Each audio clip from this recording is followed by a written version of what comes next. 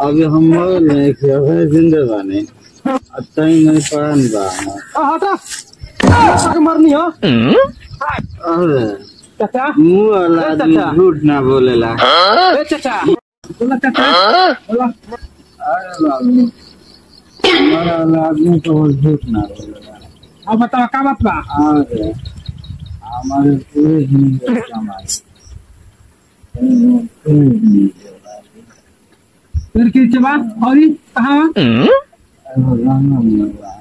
जंगल में फिर के ये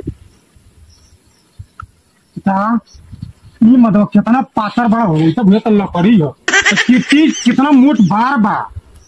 हाँ पकड़ के चाचा चाचा चाचा के लिए तो हाथ ना हो हाथ हो हाँ मरी मत पूरा जंगल में हो साफ हो बोला साफ जंगल में कौन जंगल में फ्रेश बोलो फ्रेश साफ बताओ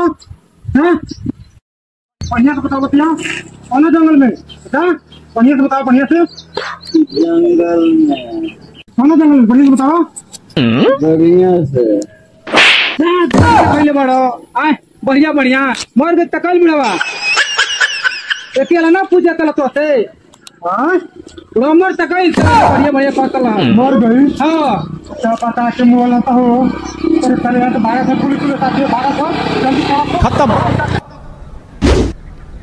by bye tata goodbye Gaya.